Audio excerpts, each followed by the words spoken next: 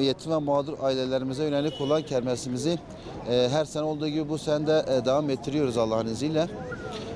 Geçen sene yine Beşyol Meydanı'nda 2022 yılında Beşyol Meydanı'nın farklı bir yerindeydik.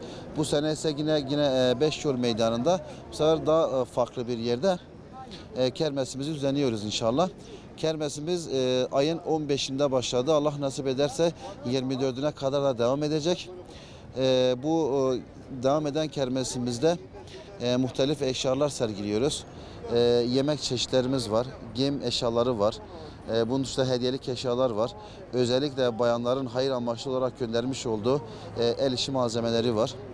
Biz bunları burada kermesimizde değerlendirip geleleri de kermesimizden sonra inşallah Allah nasip ederse derneğimize kayıt olan ailelere birebir teslim edeceğiz.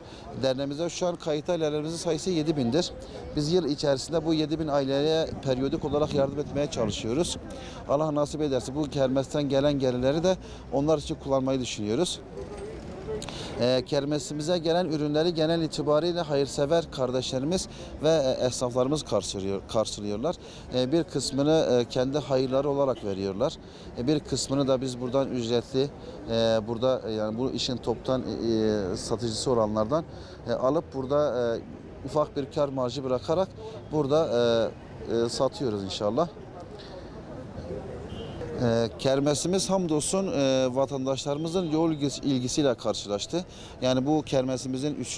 günü olmasına rağmen hamdolsun bayağı bir ilgi var. Ve biz bu ilginin devam etmesini istiyoruz. Çünkü yapmış olduğumuz iş bir hayır amaçlı bir iştir. Ve bu yaptığımız kermes sonucunda da birçok mazlum ve mağdur ailenin yüzünü güldürmeyi düşünüyoruz.